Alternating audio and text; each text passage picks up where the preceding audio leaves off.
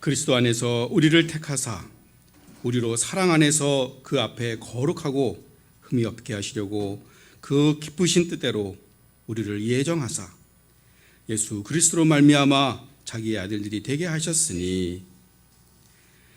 하나님 말씀은 진리의 말씀입니다. 진리의 말씀으로 저희를 정결케 하여 주옵소서. 예수 그리스도의 이름으로 기도합니다. 아멘. 중국에는 우리 중국 동포들이 많이 살고 계시죠. 약 한 190만 명이 살고 계시다고 합니다. 근데 그 중에서 약 한 80만 명이 지금 한국에 들어와 계시죠. 비공식적으로는 한 100만 명이 된다고도 합니다. 지금은 중국에서 이렇게 오시는 분들이 직접 오시는 분들이 많지만 몇십 년 전만 해도 이 중국 동포들이 사시는 곳이 동북 3성, 그러니까 지린성, 길림성, 흑룡강성 이렇게 퍼져 사셨는데, 그 성이라는 것이 이제 우리나라로 얘기하면 도 정도의 그 규모가 되는 것입니다. 그분들이 이제 그 농촌에 사시다가 개혁 개방 때문에 큰 도시로 나오시게 되죠. 그래서 상하이라든지 베이징이라든지 이런 큰 도시에 나와서 일을 하시다가 또 거기서 이제 또 한국에 대한 소식을 듣고 다시 한국으로 오시게 됩니다.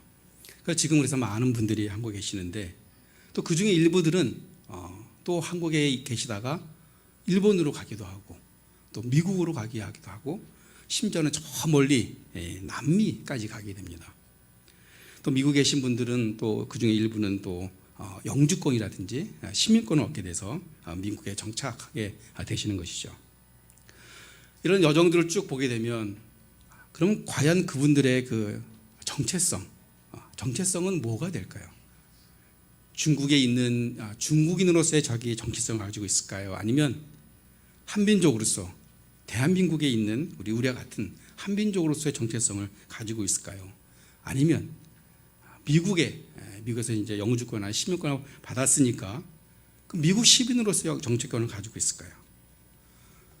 굉장히 그 다양한 그런 정체성을 갖게 됩니다. 오늘 제가 이 말씀을 왜 드리냐 하면, 오늘 본문 말씀이 바로 사도 바울은 자기에 대한 정체성을 분명히 갖고 있었다라고 이야기하는 것이죠. 오늘 그 에베소서는 사도 바울이 에베소에 있는 교인들에게 보낸 편지입니다. 그러면 사도 바울이 어디서 이 에베소 교인들에게 편지를 보냈냐 하면 로마의 감옥에 있는 상태에서 편지를 보냈습니다. 그래서 우리가 바울의 이 에베소서, 빌립보서, 골로새서 이런 드는 것을 옥중서신이다라고 이야기하죠. 감옥에 있는 상황에서 편지를 보냈다라고 이야기하는 것입니다. 사실은 우리가 오늘 본문을 1절부터 7절까지밖에 안 읽었지만 사실은 14절까지 읽어야 되는 것입니다. 3절부터 14절까지 쭉 읽어야 되는데 너무 본문이 길어서 7절로 줄였습니다. 근데 이 놀라운 것은 이 3절부터 14절까지 그 성경 말씀이 우리 한글 성경에서는 이렇게 여러 문장으로 나눠져 있습니다. 그렇지만 헬라어 원문을 보게 되면 그게 한 문장으로 쭉 이어져 있는 것입니다. 그 신약 성경에서 가장 긴 구절이 어디냐? 바로 이 구절입니다. 그렇게 한 문장으로 쭉 쓴 것이죠. 다시 말해 사도 바울은 에베소 교회에 편지를 보내면서 3절부터 14절까지 거침없이 한 번에 쫙 쓰게 된 구절이 바로 이 구절인 것이죠. 그러면서 맨 처음에 뭐라고 쓰여 있냐? 찬송하리로다 라고 기록되어 있습니다. 찬송하리로다. 지금 그 사도 바울의 상태는 어떻습니까? 지금 옥에 갇혀 있는 상태죠. 또 왜 옥에 갇혔나요? 하나님의 말씀을 증거하다가 복음을 전가하다 결국은 이 옥에 갇혔는데, 우리 인간적으로 생각해 보면 하나님을 원망하고 아니 내가 하나님 복음을 위해서 이렇게 애썼는데 지금 감옥에 갇혔으니까 불평하고 원망하고 하는 것이 당연한데 사도 바울은 오히려 하나님을 찬송하리로다라고 이야기하고 있습니다. 어떻게 이런 일이 가능할 수 있을까요? 그리고 3절부터 14절을 보게 되면 그 안에 찬송한다는 그런 구절이 무려 그 짧은 구절 안에 4번이나 나옵니다. 그것은 다시 말해서 사도 바울은 정말 자기 감격에 겨워서 하나님께 찬송하는 것이 그냥 한 문장으로 쫙 나오면서 4번씩이나 하나님께 찬송하고 있었던 것을 우리가 볼 수가 있는데 어떻게 이런 일이 가능할 수 있을까? 바로 그것은 사도 바울이 비록 감옥에 갇혀 있는 몸이었지만 그러나 자기 자신이 누구였는지 분명히 알았다는 것이죠. 3절에 보게 되면 찬송하리로다 하나님 곧 우리 주 예수 그리스도의 아버지께서 그리스도 안에서 우리에 속한 모든 신령한 복을 우리에게 주셨나니 우리에게 모든 신령한 복을 주셨다라고 이야기하고 있습니다. 우리가 복 이야기하면 돈을 많이 버는 걸 얘기하죠. 또 좋은 집을 갖고 또 좋은 차를 가지고 그러나 성경에서 이야기하고 있는 복은 이것과 전혀 다른 것입니다. 시편 1편 다윗이 노래할 때 뭐라고 이야기하고 있습니까? 복 있는 사람은 악인의 길을 쫓지 아니하며 죄인의 길에 서지 아니하며 오만한 자의 자리에 앉지 아니하고 오직 여호와의 율법을 즐거워하는 자로다. 아쉐레이 하이시 아쉐로 하라크 바라자트 레샤임.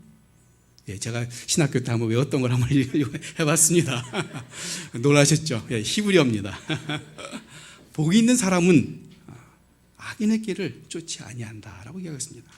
성경에서 이야기하고 있는 복은 뭐냐?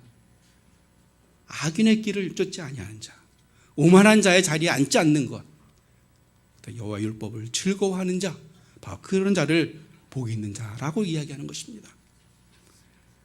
신약에서 예수님이 이 땅에 오셨을 때 우리에게 또 말씀하셨습니다. 산상수훈에서 복이 있는 사람은 어떤 사람이냐? 심령이 가난한 자는 복이 있나니 애통하는 자는 복이 있나니 의를 위하여 의의 주를 목마른 자는 복이 있나니. 성경에서 이야기하고 있는 복은 우리가 일방적으로 생각하고 있는 돈을 많이 버는 거, 사회적으로 지가 높이 올라가는 거, 큰 집에 사는 거, 그런 것이 아니고 바로 신령한 복은 바로 이런 것을 이야기하고 있는 것입니다.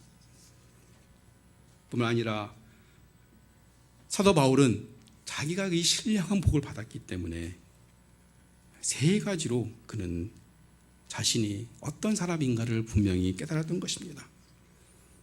우리 교회가 이제 올해가 창립 13주년이 됩니다. 그러면 이제 처음부터 나오신 분들은 벌써 우리 교회에 다닌 지 10년이 넘게 되시고 또 다른 교회에서 교회 신앙생활을 하시다가 오신 분들은 10년이 훨씬 넘으시죠. 그럼 안 믿는 사람들이 여러분에게 교회를 다니면서 또 크리스찬이 되면서 어떤 복을 받으셨습니까? 라고 물어보면 여러분들은 뭐라고 대답할 수 있겠습니까? 사도 바울은 나는 신령한 복을 받았다라고 이야기하고 있습니다. 그 3가지로 이야기하고 있는데 그것은 무엇이냐? 태초에 하나님이 나를 선택하셔서 하나님의 자녀로 삼아주시고 또 예수 그리스도의 보혈로 나를 정결케 해서 이제는 성령님께서 우리 안에 들어오셔서 나는 하나님의 자녀라고 인치심을 받았다라고 이야기하고 있는 것입니다. 태초에 우리를 이미 선택했다라는 것입니다. 우리가 신학적으로 보게 되면 프리데스티네이션에 대한 그러니까 그 예정에 대한 그 교리가 되는데 그런 교리를 이야기하고 싶은 건 아닙니다. 근데 태초에 우리를 선택했다. 그 말 자체에 우리에게 큰 위로를 줍니다. 현재 내가 있는 어떤 이루는 업적이라든지 아니면 내가 갖고 있는 어떤 사회적 지위라든지 그런 거를 기준으로 해서 우리를 선택했다는 거 아닙니다. 바로 하나님이 온 우주를 창조하시기 전에 이미 우리를 택하셨다는 것이죠. 정말 놀라운 은혜 아닙니까? 현재 내가 어떠한 모습이든지 간에, 우리가 어떤 모습이든지 간에 하나님께서 이미 우리를 택하셨다라고 이야기하고 있는 것입니다.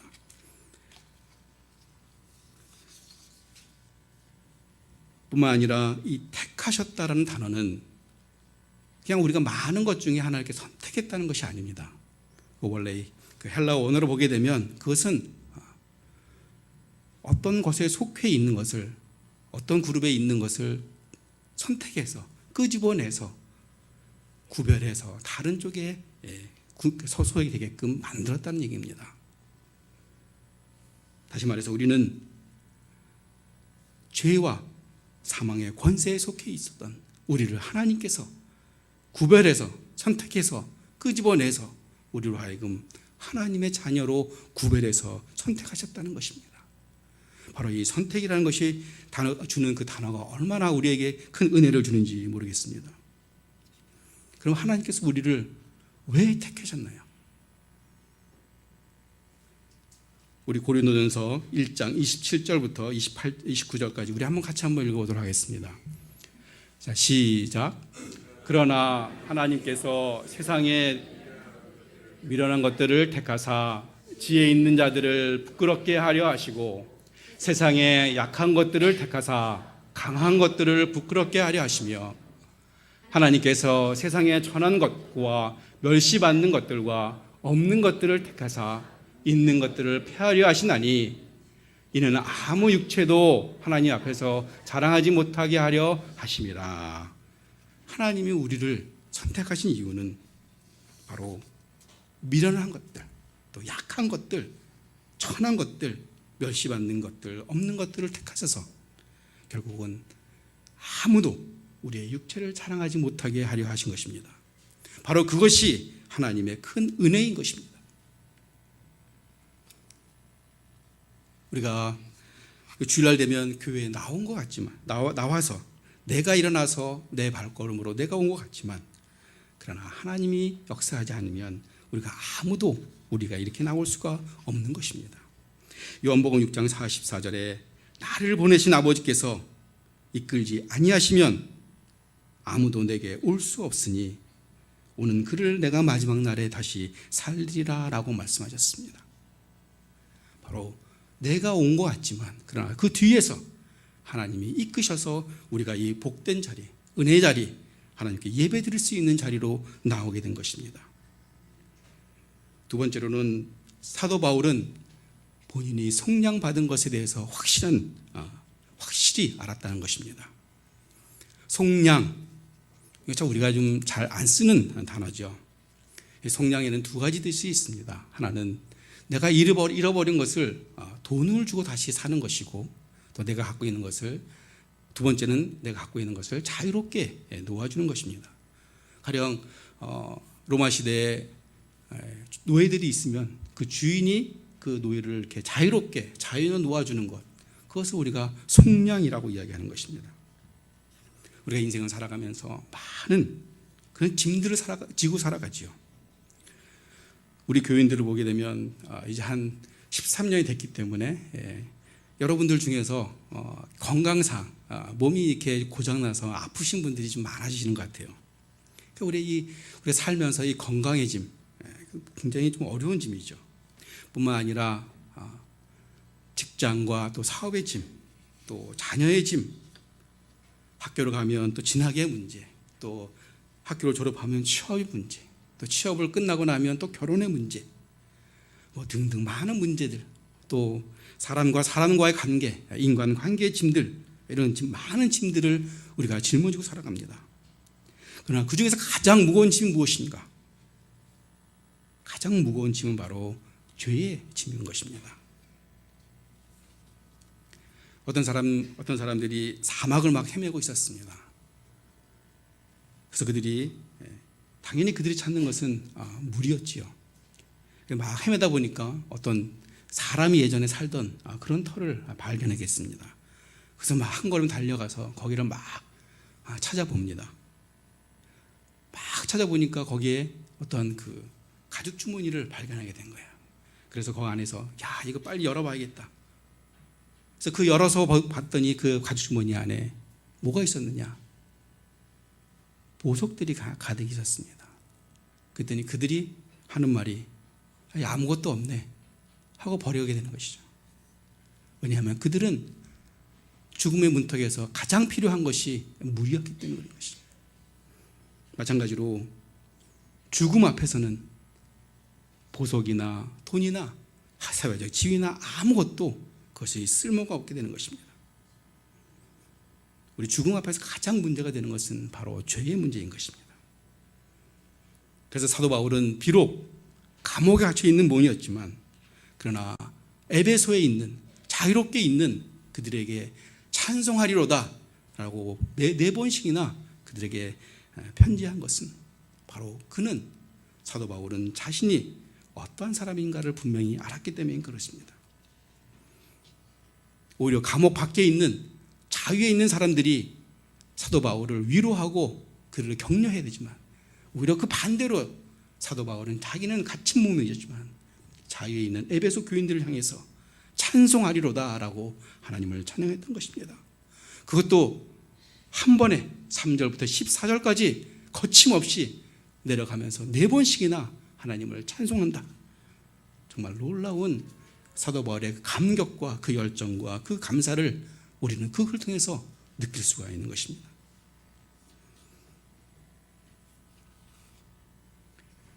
우리 어린아이가 돈 10,000원짜리를 갖고 있다고 생각을 해보면 아주 어린아이가 우리가 그 어린아이에서 10,000원을 가지는 것 굉장히 쉬운 일이죠. 왜냐하면 그 아이가 가장 좋아하는 사탕 하나를 주면서 야, 이거 바꿀래? 그러면 그 아이는 당연히 바꿔버리죠. 왜냐하면 그 10,000원의 가치를 모르기 때문에 그 아이는 바꿀 것입니다. 마찬가지로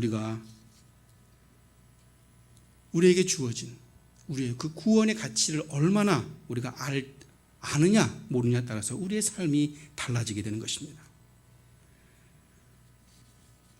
사도 바울은 1차, 2차, 3차 정도 정말 죽을 위기도 여러 번 넘기고 그 유대인들이 맞지 않을 그런 매도 맞으면서 그 복음을 전했지만 그러나 이제는 감옥에 갇힌 몸으로서 로마에 압송되어 있을 때 우리가 인간적으로 보면 감사할 조건이 아무것도 없고 오히려 하나님을 원망하고 불평하고 투정부리할 그 위치에서 사도 바울은 오히려 하나님께 찬송을 한 것입니다. 바로 그것은 자기가 어떻게 구원받은 사람인지를 분명히 알았기 때문인 것입니다. 하나님이 태초에 온 우주를 만들기 전에 이미 나를 택해서 하나님의 자녀로 만드셨다는 것이죠. 죄의 자녀, 어둠의 자녀가 아닌 바로 하나님의 자녀로 구별해서 하나님의 자녀로 삼아주셨다는 것. 그 은혜가 너무 감사해서 그는 찬송이 나올 수밖에 없었던 것이죠. 우리가 나의 가치, 내가 하나님께서 받은 가치를 우리가 분명히 알 때 우리는 우리의 삶 속에서 우리의 삶이 힘들고 어려울지라도 우리 안에서 감사가 나올 수밖에 없는 것입니다. 저와 여러분이 바로 이러한 사도 바울과 같은 이러한 은혜를 이 신령한 복을 받고 누리고 찬송하는 저와 여러분이 다 되시기를 예수 그리스도의 이름으로 축원합니다. 기도하시기